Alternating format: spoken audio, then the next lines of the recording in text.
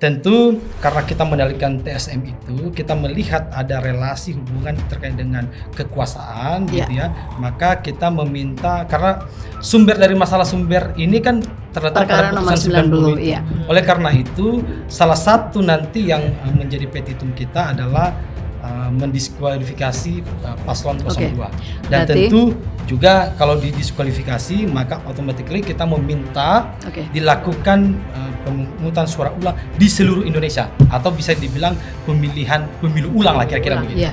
Dan memang itu fakta. Dia menyaksikan langsung, dia ada punya rekaman videonya, dia memang hadir di sana.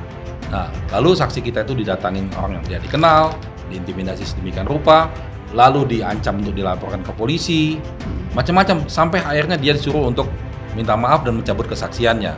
Itu terjadi di Jawa Tengah dan di Jawa Timur. Nah, ini memang untuk saksi ini memang agak sensitif, karena yang kita hadapin ini, ya mohon maaf, yang kita hadapi ini rezim. Ya pasti itu langsung bikin tambah, waduh ini gimana ya. Tapi saya kira namanya politisi ya, pasti transaksi itu bagaimanapun akan terjadi, entah itu akan berbuah menteri beneran atau tidak. Presiden terpilih Prabowo Subianto berkunjung ke kantor DPP Partai Nasdem di Jakarta pada Jumat 22 Maret 2024 dan bertemu dengan Ketua Umum Surya Paloh. Sebelumnya, Surya Paloh juga sudah mengucapkan selamat kepada Paslon 02.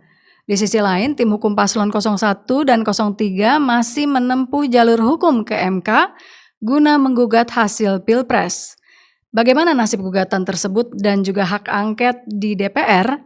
Bersama saya sudah hadir pakar hukum tata negara Bivitri Susanti, Ketua Tim Hukum Nasional Amin Ari Yusuf Amir, dan Vincentius Mendrova, kuasa hukum Ganjar Mahfud dalam Open Minded.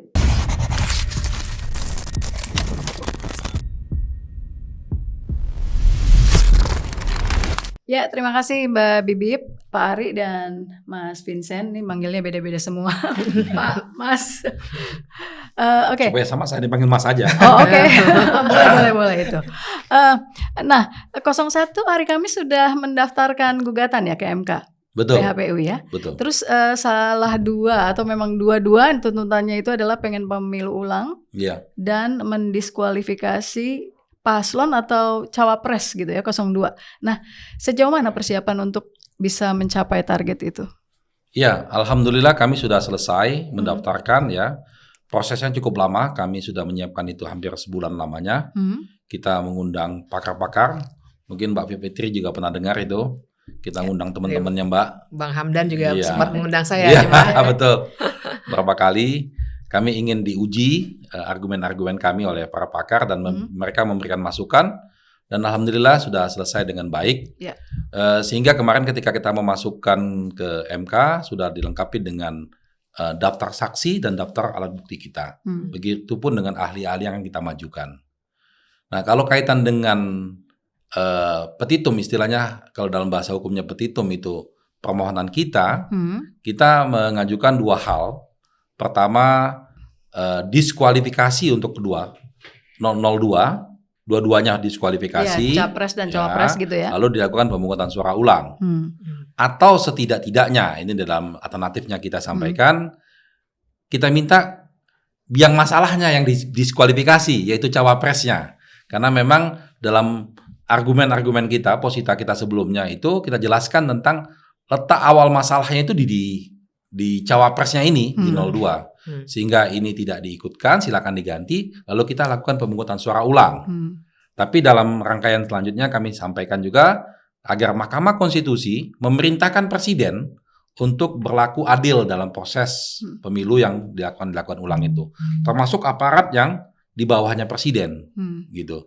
Dan yang paling penting adalah tentang penyelenggara pemilu, KPU dan Bawaslu, karena kita menemukan banyak sekali masalah-masalah yang menunjukkan KPU dan Bawaslu ini tidak imparsial, tidak profesional, tidak pernah mencoba untuk jujur terhadap apa yang sudah kami laporkan gitu. Ini juga biang masalahnya. Yang pernah dilaporkan apa aja misalnya? Untuk ke Bawaslu? dari awal. Misalnya ketika bulan Desember kami meminta untuk di KPU nih misalnya, kami meminta lakukan audit forensik terhadap sistem informasi KPU. Karena pada waktu itu kita mendapatkan informasi yang valid bahwa banyak sekali masalah di sistem informasi ini. Baik itu proses pengadaannya sampai kepada sistemnya. Itu kita temukan informasi itu. Lalu karena tidak ditanggapin kami suratin lagi, kami masukkan lagi, nggak ditanggapin kami laporkan ke Bawaslu. Nggak ditanggapin lagi juga kami laporkan ke DKPP. Itu di KPU-nya. Kalau di Bawaslu-nya tuh ratusan laporan kita. Dalam setiap kejadian, misalnya masih ingat tentang kumpulnya kepala desa, tentang bagaimana pembagian susu waktu itu di Car Free Day. Itu kan sudah membuahkan hasil tuh laporan-laporan kita. Walaupun Bawaslu tidak menemukan pelanggaran, ternyata di tingkat bawahnya menemukan pelanggaran. Berbeda-beda juga kan, karena kami membuat laporan itu.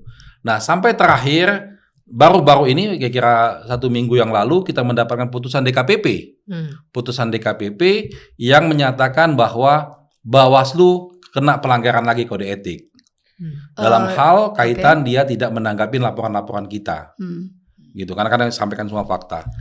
Tapi sayangnya laporan itu hanya etik-etik aja yang mungkin saat ini etik sudah nggak begitu penting lagi kali. Ke Bibip dulu ya Mbak Bibip. Itu kalau misalnya yang tadi dua harapan atau 2 tuntutan itu target yang diharapkan oleh 01, itu menurut Anda kira-kira mungkin nggak untuk diajukan ke MK dengan harapan target idealnya seperti itu bisa dapat gitu? Mungkin sekali. Jadi sebenarnya saya pernah diskusi dalam beberapa forum, ada yang tertutup, ada yang terbuka. Justru sebenarnya petitum macam itulah, permintaan macam itulah yang lebih mengena dalam konteks pemilu kita yang sekarang.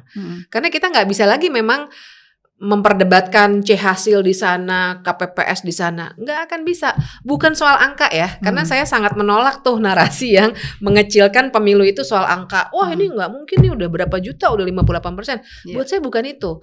Yang jadi soal kan adalah dugaan kecurangannya ini memang terstruktur, sistematis dan masif, yang nggak bisa dibaca di angka memang. Jadi permintaan seperti itu buat saya malah lebih mengena, karena yang dipersoalkan proses sejak awal.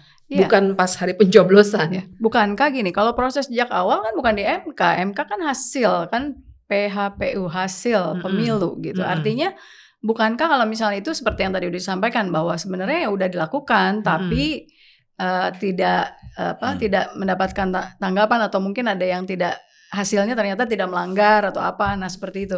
Nah sekarang kalau kita misalkan ke MK, apakah kita masih bisa punya ekspektasi seperti itu bahwa oke, ini harapan, tapi realistisnya mungkin nggak seperti itu?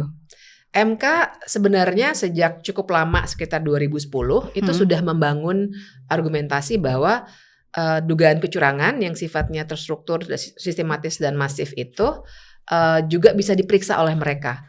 Nah itu baiknya ya. Jadi aspek itu yang bisa digunakan, saluran itu yang bisa digunakan untuk bilang bahwa ya dugaan kecurangan TSM itu bisa mempengaruhi hasil. Karena memang bahasa konstitusionalnya perselisihan hasil pemilihan umum. Tapi kan hasil dipengaruhi oleh proses. Nah jadi sebenarnya konstruksi hukumnya sudah mulai dibangun oleh MK. Cuma kebetulan untuk Pilpres belum pernah mereka kabulkan. Tapi di Pilkada sebenarnya waktu zamannya Pak Mahfud kan sebagai ketua MK juga pernah kan dibatalkan, terus dilakukan pemilu ulang, pilkada ulang, pemungutan suara ulang gitu. Artinya kan pernah dilakukan di tingkat pilkada, tapi di tingkat pilpres kan belum ya gitu, maksudnya gitu. Jadi mungkin kalau ini bisa terjadi, ini sesuatu yang baru gitu kan, yang bisa baru dan bagus sih menurut saya buat demokrasi kita.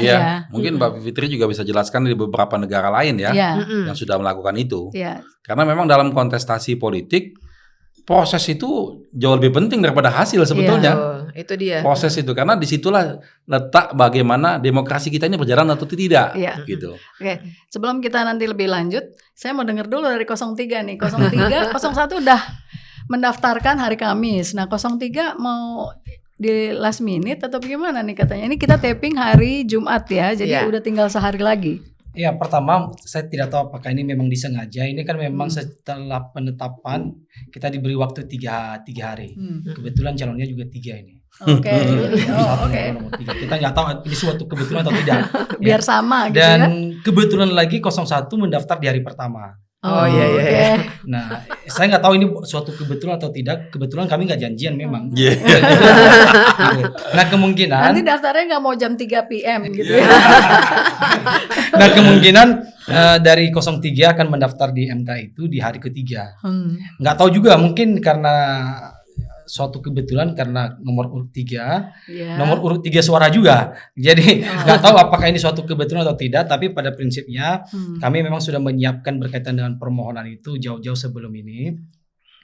Tapi kami melihat mengambil momentumnya di hari ketiga terakhir. Jadi memang disengaja lah ibaratnya ya, mungkin sambil ngumpulin terus sengaja di hari ketiga lah ibaratnya begitu. Ya, entah disengaja entah tidak kita lihat gitu ya.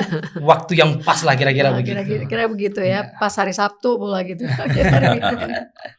Jadi banyak intinya banyak kebetulan lah gitu ya, kesengaja atau tidak, tapi intinya by design lah sepertinya begitu ya. Iya. Memang bagus betul itu jam 3 tadi bagus. Jam 3 masih buka. Karena kami mendaftarkan tuh jam 1. Oh benar. Benar. Online-nya itu kan dibuka online, kami jam 1. Jam 1 Betulan. hari Kamis dini hari. Iya, dini hari online. Benar kan 1 jam setelah pengumuman atau berapa dibilangnya seperti itu kemarin. Oh enggak, jam 1 maksudnya. Jam 1. Jam 1 pagi ya? Jam 1 pagi kita daftarkan. H+1 ya, jam 1. Oh oke. Tapi fisiknya datang waktu hari Kamis tuh jam 8. Oh iya. Begitu dibuka kita masukkan. Oke. Jadi kalau itu bagus jam 3 tadi.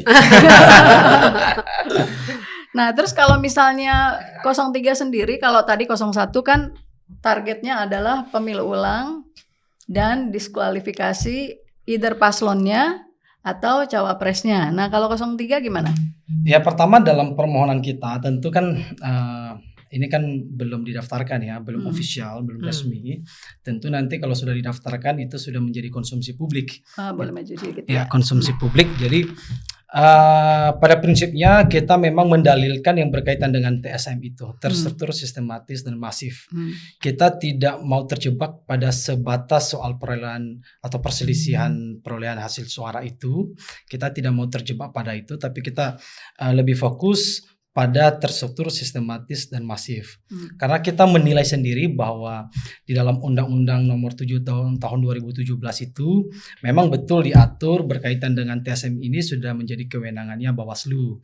Tapi jangan salah bahwa setiap undang-undang itu dilahirkan memang tidak ada undang-undang yang sempurna gitu ya. Ada saja undang-undang itu yang memiliki kelemahan, kekosongan hukum. Nah, kita membangun satu konstruksi hukumnya pada konteks kekosongan hukum itu.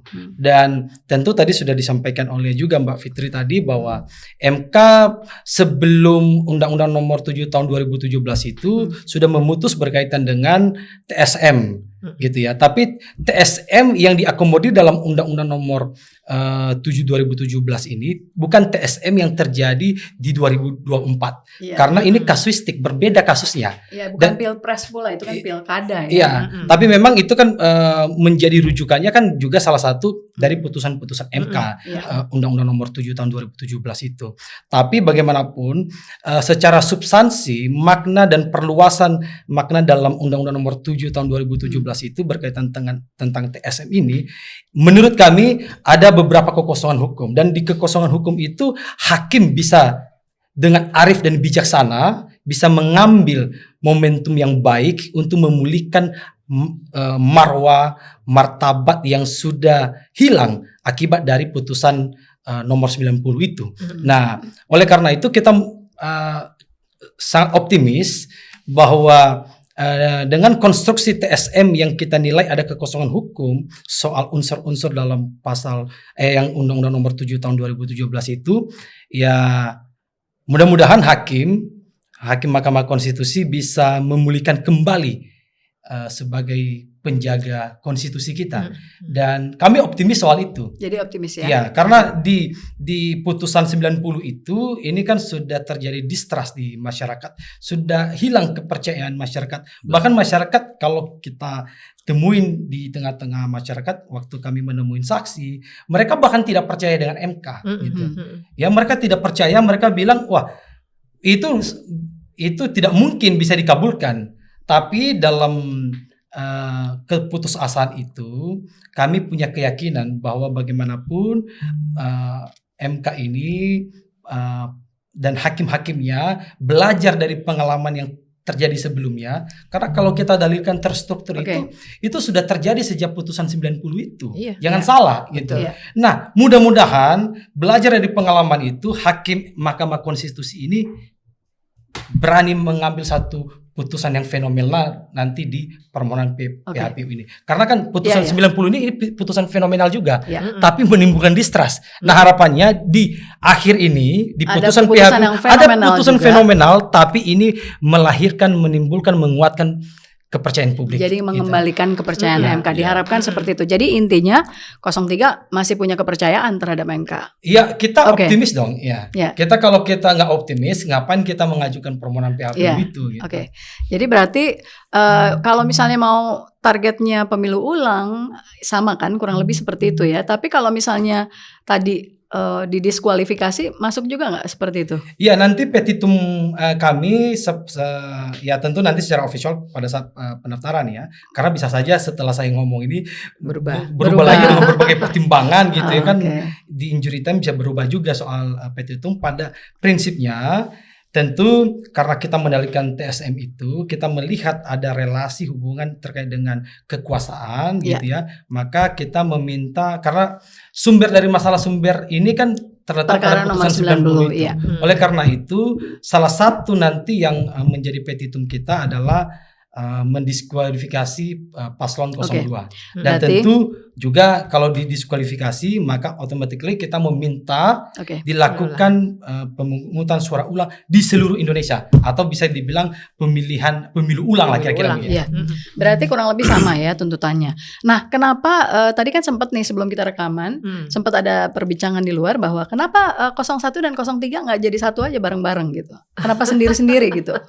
Bukankah bersatu lebih kuat gitu? Begitu. Kan nanti dalam MK-nya apa satu juga. Ya perkaranya beda tapi sebenarnya sama gitu ya. Kan hampir sama mirip, seperti beberapa kasus lain ya. Masukin perkara sendiri-sendiri tapi ternyata nanti ya intinya sama tujuannya seperti koordinasi gitu. Nah, terus tadi yang saya mau tanya soal posisi Gibran yang dipermasalahkan itu, kenapa tidak dari sebelumnya? Kan kemarin saya juga mau sampaikan juga ke yang menonton nih bahwa kami juga sudah mengundang pihak dari 02 tapi belum ada yang bisa menyatakan bisa hadir sampai kita taping ini. Bahkan juga Pak Oto Hasibuan menyatakan ke saya pribadi bahwa tidak bisa untuk hadir gitu. Jadi terpaksa nih kita diskusinya nggak ada 02. Jadi saya bertanya mungkin agak-agak kayak 02 dikit gitu. Boleh. Biar nggak kayak gibah ya. Ya, jadi pertanyaannya gitu, kenapa baru sekarang? Kenapa nggak dari kemarin-kemarin?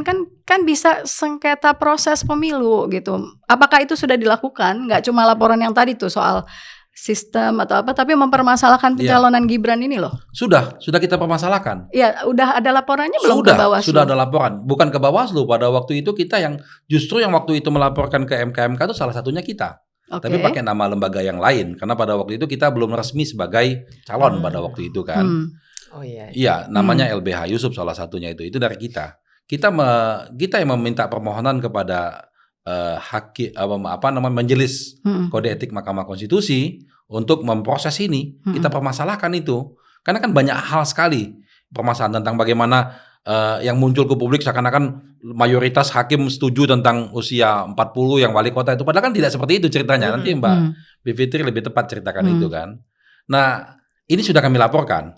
Jadi semua yang dianjurkan oleh pihak 02 untuk menganjurkan kita sudah kita lakukan semua. Tapi sebenarnya masalahnya adalah sekarang pihak-pihak yang berkewajiban untuk memproses ini tidak melaksanakan tugasnya. Itu poinnya justru. Tapi posisinya ketika Gibran mencalon atau perkara 90 berarti Amin sudah mendaftar belum?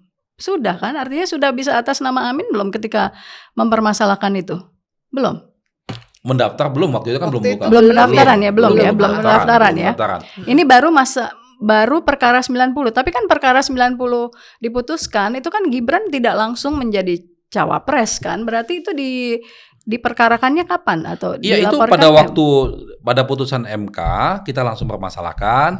Pada waktu mereka terima di KPU, ya itu juga pada kita saat terima pendaftaran. di KPU, pendaftaran itu kita juga permasalahkan.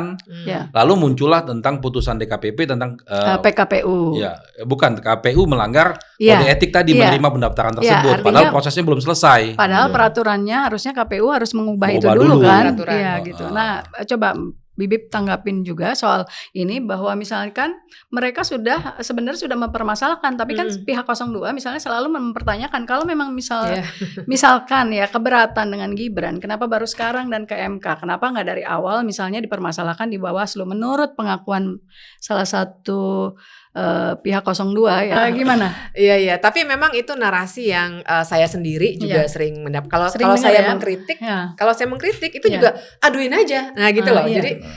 Jadi saya mau menanggapi dari aspek itu bahwa yang juga kita harus ingat laporan-laporan bahkan dari masyarakat sipil kayak saya kan bukan dari paslon mana-mana. Saya juga ikut ke MK waktu itu. Itu juga apa ya? Tantangannya besar. Ke MK ada Bivitri, ada Uceng juga ya, sama Ferry juga ada. Uceng nggak ikut, tapi kami sebagai organisasi okay. namanya Constitutional and Administrative Law Society. Okay. Ferry juga ikut. Nah, tetapi kan tantangan yang harus disadari oleh semua pihak adalah Bawaslu maupun KPU itu kan juga tidak sepenuhnya netral. Jadi ketika ada laporan-laporan seperti itu pun dari masyarakat sipil pun mereka juga bisa menolak. Misalnya satu, walaupun ini bukan Gibran ya, tapi soal salah satu kok saya lupa ya kasusnya. Tapi itu kami juga mengadukan tuh ke Bawaslu. Itu tuh ditolak. Oh, waktu Kemenhan salah tweet katanya gitu. Mempromosikan 02. Itu kami mengadukan sebagai masyarakat sipil, ditolak gitu. Nah, jadi itu juga yang harus disadari oleh halayak gitu. Kalau dibilang adukan saja, ini semua itu tantangan hukumnya banyak. Tidak hanya soal netralitas, tapi juga secara hukum. Jadi definisi hukum itu kan nggak sempurna betul tadi disebutkan ya. Di Undang-Undang 7 2017 ada bolong-bolongnya juga yang membuat beberapa pelanggaran menurut kami bukan pelanggaran menurut Bawaslu. Kayak bagi-bagi susu. Kan perdebatannya jadi apakah waktu bagi-bagi susu ada citra diri atau enggak, pakai atribut atau enggak. Karena secara definisi undang-undang itu juga harus dipenuhi. Itu jadi perdebatan lagi. Atau bisa aja nanti kalau misalnya yang melakukan itu paslon lain sama-sama dianggap tidak melanggar atau enggak gitu. Jangan-jangan kalau paslon lainnya melakukan bisa aja dianggap melanggar. Kalau misalnya KPU dan Bawaslu tadi kan disebut tidak netral. Jadi menurut Mbak Bibip itu mereka pas KPU dan Bawaslu kita bertanya seolah kosong ya, tidak netral dalam hal ini. Kalau yang kami alami sih memang ada ketidaknetralan itu. Artinya ketika menerima laporan juga nggak semua ditindaklanjuti, atau kalaupun ditindaklanjuti ya dianggap tidak melanggar atau apa jadi seperti yang itu. Kita harus baca juga kan Bawaslu juga tidak satu. Ada di daerah-daerah juga misalnya. Jadi perlakuannya bisa beda-beda. Dan kemudian yang melaporkan juga kalau tadi ya misalnya dalam situasi teknis tadi belum jadi tim Amin, tapi sebenarnya ada LBH Yusuf. Kayaknya waktu itu saya ketemu deh pas di MK ya berarti. Dan berarti betul ya. Soalnya barengan terkonfirmasi. Nah terus tapi juga ada situasi lain di mana mungkin pihak terafiliasi dengan 01 ataupun 03 yang sebenarnya melaporkan. Judulnya bukan tim 03 atau tim 01 tapi karena orang selalu punya kecurigaan seperti itu sih. Ini yang melaporkan soal perkara 90 ini jangan-jangan emang timnya ini sebenarnya seperti itu. Jadi netralitas akademisi pun kadang-kadang juga dipertanyakan kan seperti itu. Kayak guru besar bersuara pun dianggap akhirnya ini sebenarnya pendukung ini, pendukung itu kan akhirnya begitu. Kalau itu fatal kalau menurut saya. Iya, itu harusnya tidak seperti itu. Coba dilanjutkan. Iya, tapi itu sah saja tuduhan itu. Tapi kan tinggal diperiksa. Dan saya kira jadi mengerdilkan kalau yang guru besar ya, itu mengerdilkan betul pandangan-pandangan yang sebenarnya sifatnya untuk mengembalikan moralitas bangsa ini dan keadaban politik bangsa ini. Tapi yang namanya dunia politik ya, tuduhan seperti itu bisa saja dilakukan. Tinggal nanti publik yang harus lebih kritis untuk ngecek bener nggak. Saya sendiri kan sering dituduh dirty vote itu pokoknya lagi gitu kan. Kalau nggak 01, 03. Terus kami selalu bilang cek aja ada nggak kami di tim. Kami anggota parpol bukan, nyatanya memang tidak gitu. Oke. Sekarang soal ini. Nah, kalau 03 katanya mau menghadirkan salah satu Kapolda sebagai saksi.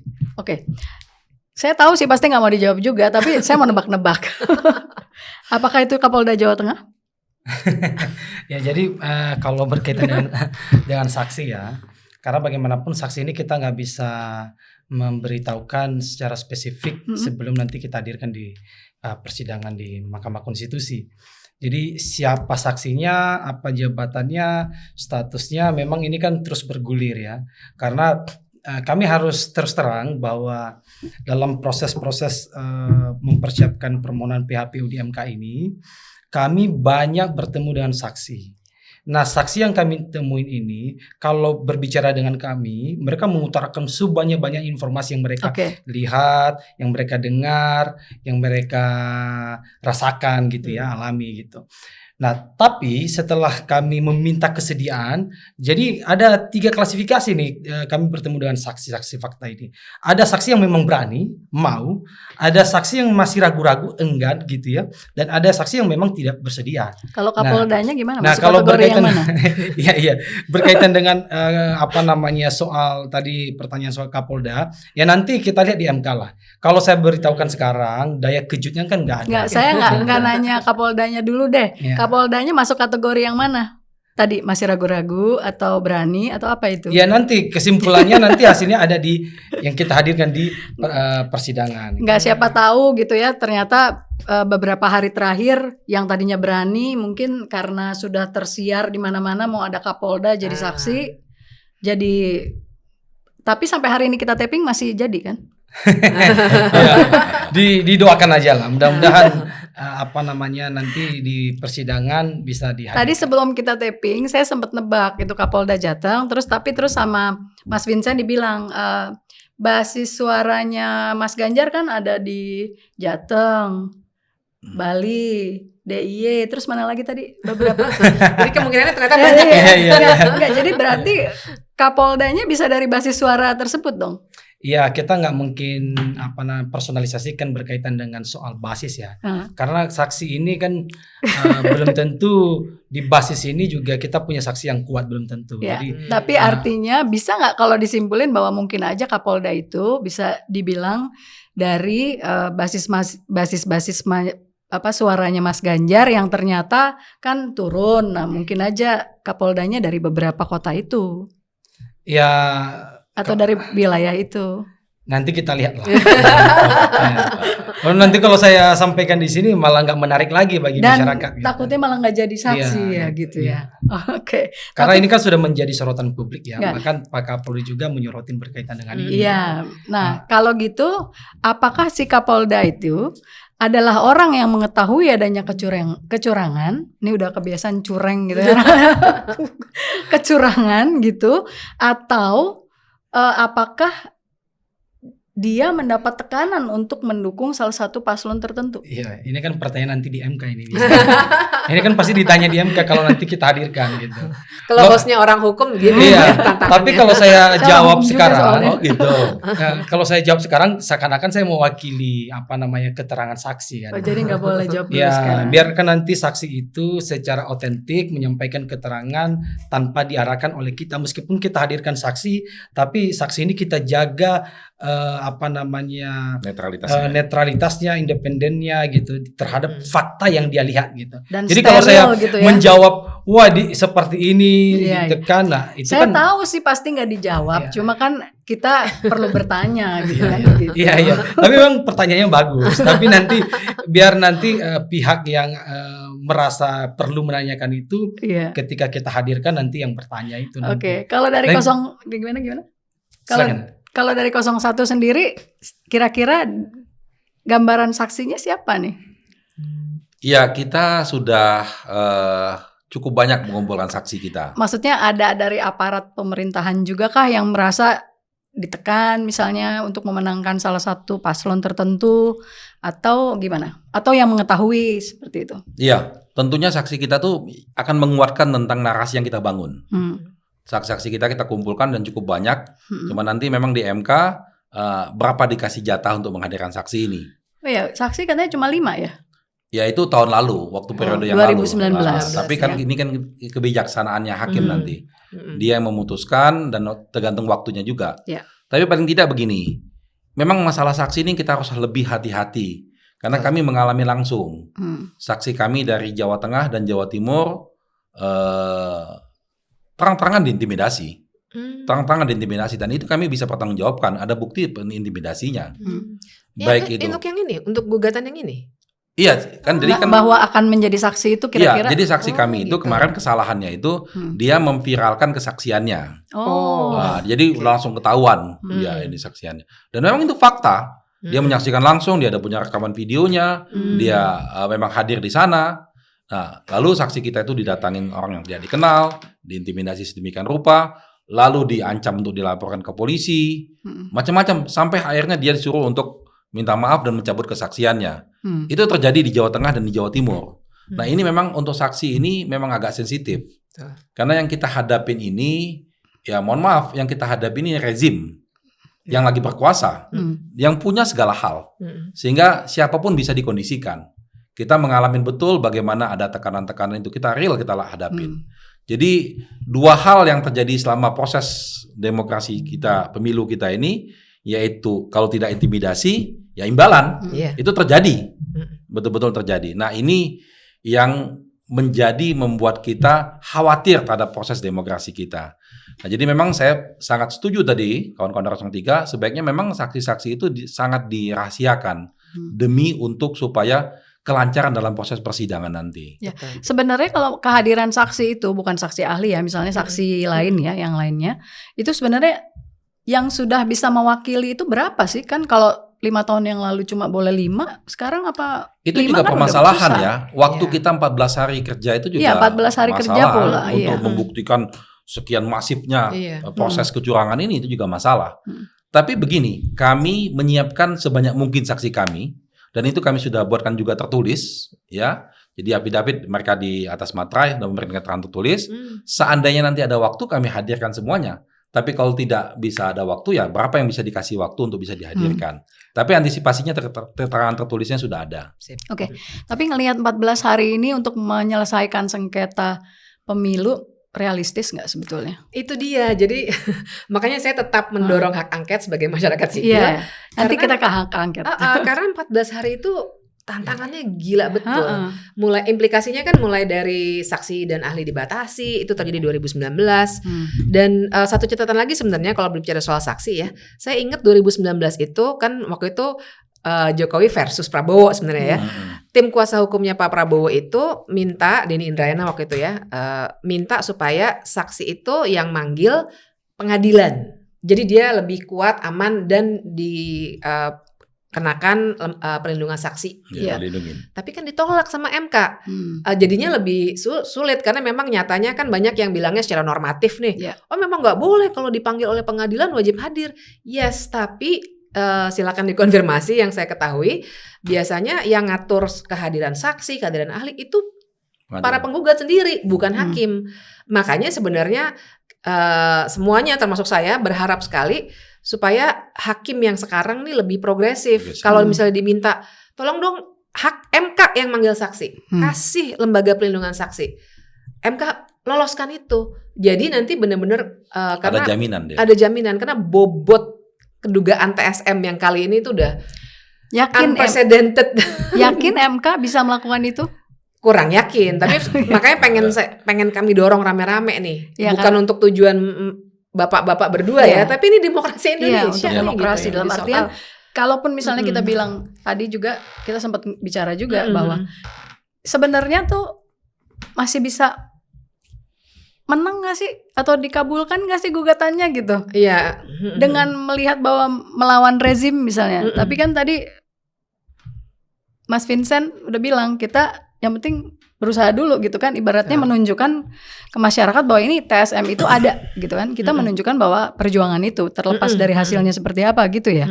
Tapi sebenarnya sebelum saya ke sana, saya juga mau tanya nih soal saksi. Katanya menolak jadi saksi untuk sengketa Pilpres ya? Untuk jadi ahli ya? Iya, saksi ahli. Omongannya masih informal, tapi ya untuk dua-duanya saya menyatakan tidak bersedia karena ada inilah ya. Ya intinya supaya jangan sampai dianggap kemarin film yang beredar, maksudnya Dirty Food sebagai alat promosi diri. Ya, itu udah tidak bermartabat sih menurut saya. Sebagai alat promosi diri atau ternyata misalnya ternyata ada misi dari paslon tertentu ya, nih gitu betul. kan, mungkin takutnya penting. seperti itu ya gitu. Iya, jadi iya. artinya gitu. Dan ahli kan banyak. Tapi kan masalah etik udah gak penting lagi kita sekarang. Oh gitu ya. Kita justru harus melawan narasi. Iya. Kita menunjukkan. Harus menunjukkan. Etik di negara ini masih ada. Iya.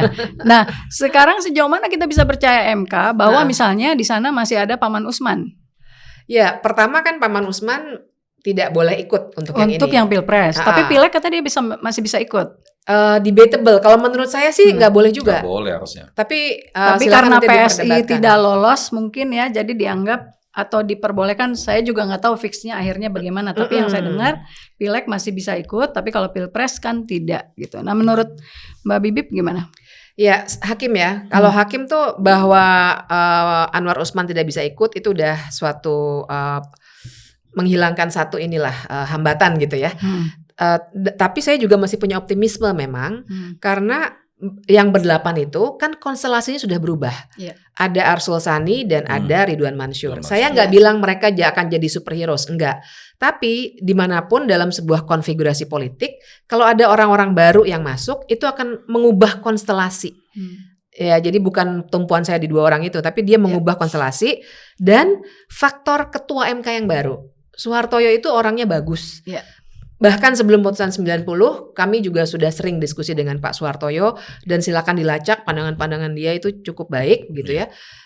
Jadi itu akan punya dampak juga pada konfigurasi atau pandangan 8 hakim secara keseluruhan. Nah, jadi karena itulah kalau saya sih menaruh kepercayaan dan saya punya harapan mereka bisa membuat langkah-langkah yang progresif. Kayak misalnya mengabulkan seandainya si saksi nanti dapat perlindungan dan dipanggilnya oleh MK, jadi atasannya atau Kapolri misalnya, saya nggak tahu ya, bisa aja kan bilang kamu tidak boleh hadir gitu ya. Kalau disuruh pengadilan wajib datang. Harus iya betul. Jadi misalnya artinya itu. Kalau misalnya Kapolda tidak bisa diinterfere oleh Kapolri misalnya gitu ya. Tidak bisa. Kalau memang panggilannya dari pengadilan. Kalau panggilannya paslon mungkin ya bisa dengan mudah dihalangi begitu ya. Misalnya itu yang saya harapkan nanti keluar dari MK yang sekarang ini. Atau bahkan saya sebenarnya punya harapan yang agak sulit tapi bisa saja kalau mereka mau, bisa aja misalnya mereka mengesampingkan batasan 14 hari. Mereka pernah mengesampingkan dulu pasal 50 Undang-Undang MK supaya tidak boleh menguji undang-undang yang lahir sebelum amandemen. Judulnya mengesampingkan pasal. Bisa aja menurut saya itu mereka lakukan lagi. Ya silakan diperdebatkan, tapi buat saya mungkin. Nah itu misalnya ya hal-hal progresif yang bisa mereka lakukan supaya keluar dari aturan main yang memenjarakan MK 14 hari. Susah sekali. Tapi dengan kondisi yang sekarang berarti apa yang diharapkan oleh Mbak Bibip itu bisa terlaksana nggak kira-kira? Atau dari para paslon harapannya itu bisa terlaksana nggak? Bisa terobosan hukum dan sebagainya itu? Menurut saya sih bisa. Dengan ketua yang Pak ketua baru, ya? ada 2 orang baru, Pak Anwar Usmannya keluar, tidak ikut begitu ya. Ada harapan lah gitu. Dan itu baik kalau menurut saya, karena itu akan menjadi satu hal yang sangat positif. Jadi kita mengelaborasi permasalahan ini lebih luas dan masyarakat kan menonton di situ, bisa melihat bahwa betul-betul proses demokrasi kita ini bermasalah, akan tertuang dalam proses itu karena waktunya banyak, saksi yang dihadirkan bisa banyak, ya kita juga menyampaikan argumennya bisa lebih panjang gitu. Kenapa? Ini penting sekali, ini masalah konstitusi kita kok. Ini masalah keberlangsungan negara kita kok. Hal yang penting. Kalau kita membiarkan proses demokrasi kita seperti ini, kita hanya formalitas-formalitas saja, seperti yang dilakukan oleh KPU dan Bawaslu, udah harapan kita udah tipis terhadap bangsa ini. Ya tapi maksud saya gini loh, kalau 2019 selisih Prabowo dan Jokowi itu di bawah 10%. Kalau sekarang itu selisihnya 30% lebih gitu. Nah itu gimana gitu, dalam artian sebanyak apa kecurangan itu gitu. Misalnya kesalahan di 2000 TPS aja, misalnya itu hanya kalau misalnya 1 TPS misalnya, kalau kita bicara soal kalkulator ya, maksudnya soal suara ya. Kemarin kan sempat tuh ada 2000 suara salah gitu, salah input gitu. Itu kan hanya menyelewengkan kira-kira 2 juta suara, which is nggak sampai 10% gitu, 1% saja gitu. Itu kan artinya kalaupun kita bicara soal angka itu mesti di 20.000 TPS setidaknya gitu. Misalnya dari 800.000 sekian misalnya begitu.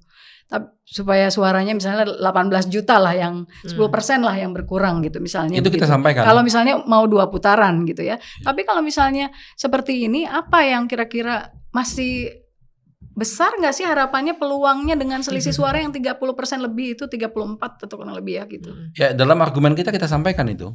Jadi bagaimana munculnya suara yang melebihi 50% itu.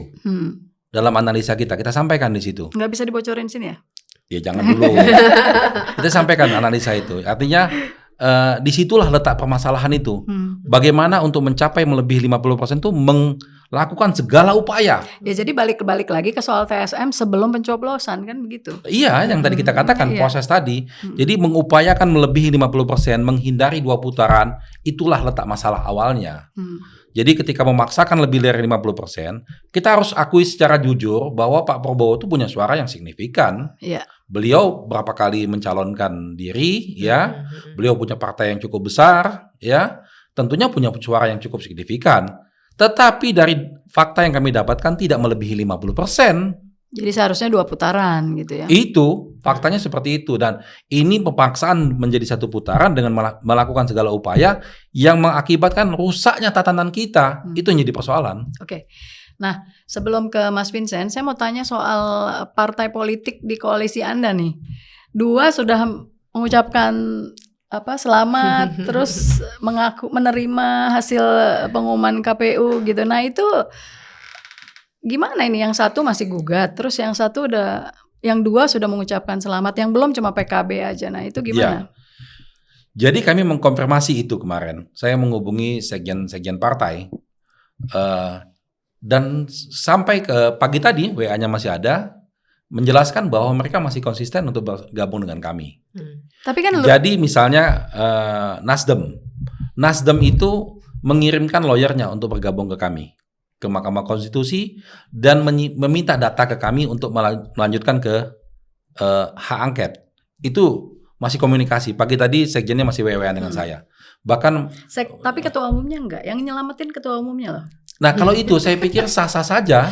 Jadi begini, kita harus beda cara memandang. Kalau kami secara hukum kan melihat letter lux gitu kan. Oh ini selamat berarti menyetujui. Kalau orang politik kan nggak begitu. Selamat belum tentu juga selamat gitu. Orang politik kan. Selamat tapi gugatan jalan terus. Terus gitu. Jadi ini bahasa politik atau bahasa hukum nih selamatnya. Kalau bahasa hukum ya harus jelas gitu kan. Tapi kali ini kan bahasa politik. Kalau saya melihatnya itu mereka melakukan tindakan sebagai politisi. Jadi bahasa politik saja. Bahasa tapi politik. Faktanya Muhaimin Iskandar tidak melakukan itu. Oh itu kebetulan aja mungkin belum melakukan dia, karena kebetulan dia cawapresnya, dia terlibat langsung di sana. Karena ikut berdiri dengan Mas Anies gitu menyampaikan bahwa kami akan menggugat gitu. Betul. Ya. Dan itu juga PKS misalnya. PKS itu dari awal ikut terus sama kita dalam proses di MK ini. Dalam hak angket misalnya. Mereka rapat-rapat dengan kita intens sekali itu PKS. Jadi kalau saya melihat tetap solid dan tetap mempermasalahkan tentang pemilu ini. Tapi nggak merasa bahwa aduh harusnya jangan dulu dong, tunggu hasilnya 14 hari lagi, misalnya 14 hari. Mungkin gitu. kajian kita belum sampai ke sana. Oh gitu. Kalau politisi kan udah dia awang-awang ngomongnya.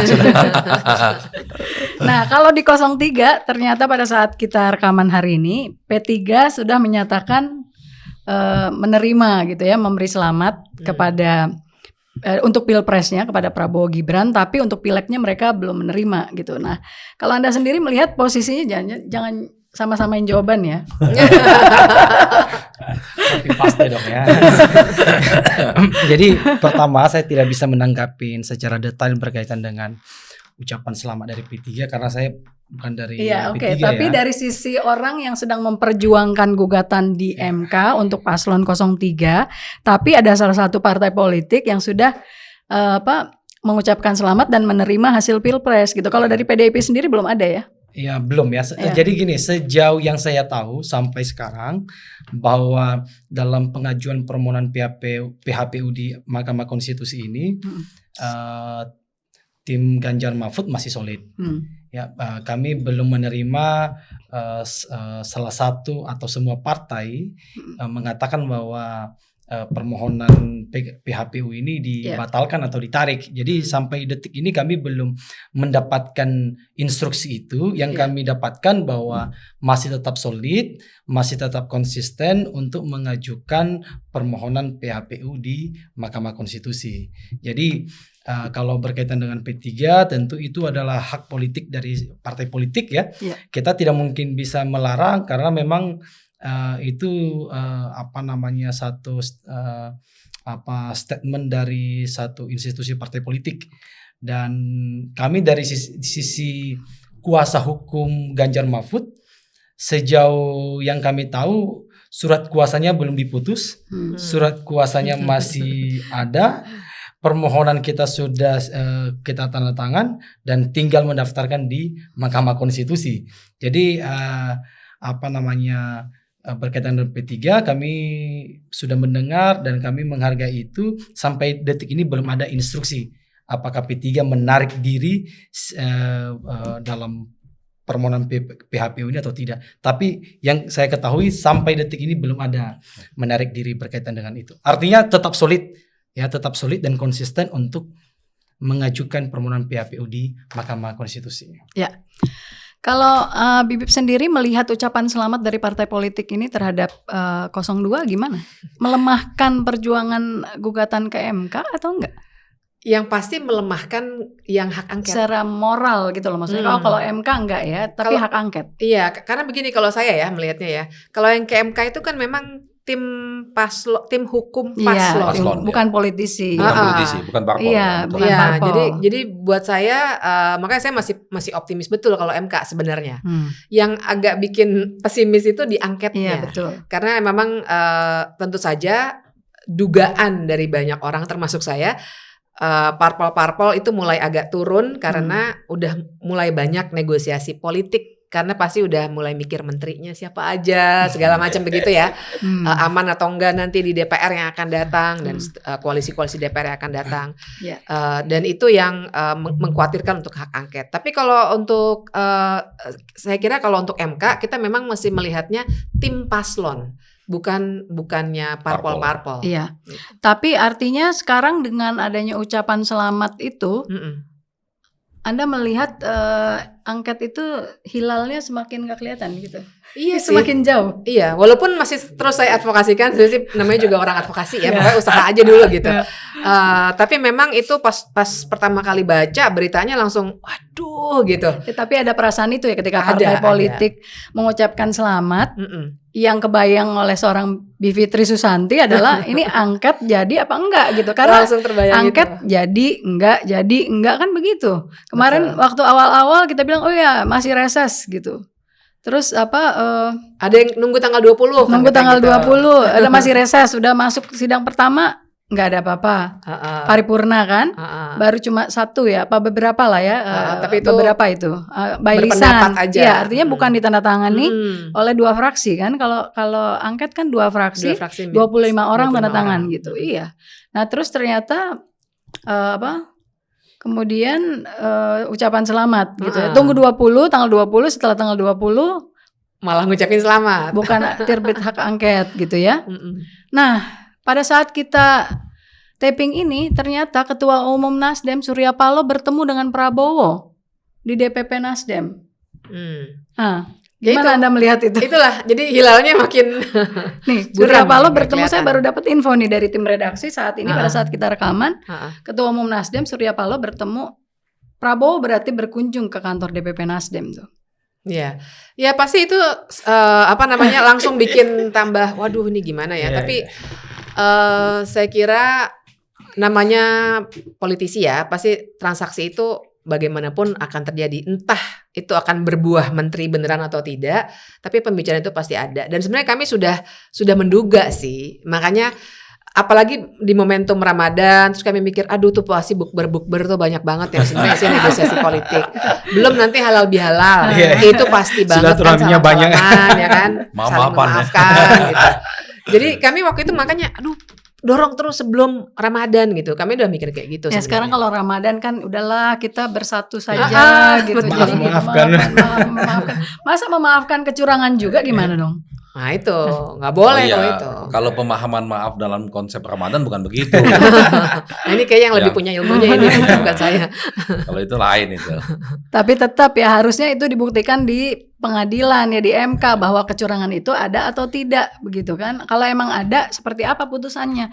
Bukan bermaaf-maafan lalu memperbesar koalisi dan meniadakan angket gitu ya, kurang lebih seperti itu. Betul. Jadi kalau misalnya setelah pertemuan Surya Paloh dan juga nuansa Ramadan ini, dengan adanya harapan untuk merangkul itu, terus sekarang nih menurut Anda angket kira-kira akan ada nggak? Nah, ini saya kira masih 50-50 ya. Karena maksud saya begini, kalau advokasi saya sih pasti tekanannya adalah pada kita harus membedakan kan antara yang sifatnya keagamaan dengan pertanggungjawaban politik gitu. Jadi yang kami tekankan adalah ini duniawi loh, pertanggungjawaban politik kepada orang kayak saya yang warga negara biasa nggak punya kekuasaan, tapi saya yakin saya punya wakil gitu. Nah jadi dalam konteks itulah dan yang kenapa saya bilang saya masih 50-50 karena beberapa partai misal seperti PKB kemarin saya tanya lagi tuh, ini gembos juga nggak sih? Enggak, dia bilang gitu.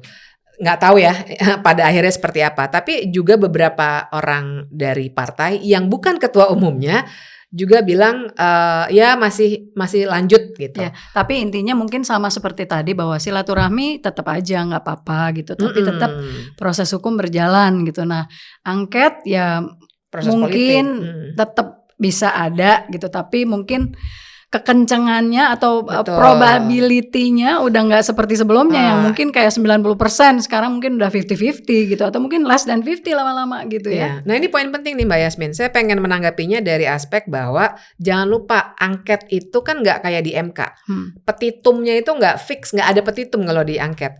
Jadi makanya saya masih optimis 50-50 tadi karena angket itu belum tentu nanti ujungnya adalah misalnya pemilu ulang, membatalkan pemilu, justru bukan. Bisa jadi nanti angket soft banget, tapi bagi kami itu pun cukup kalau soft misalnya biar dibongkar dulu di mana saja sih kesalahan kebijakan. Karena kan kalau diangket kan bukan berdebat angka nih, memang berdebatnya kebijakan.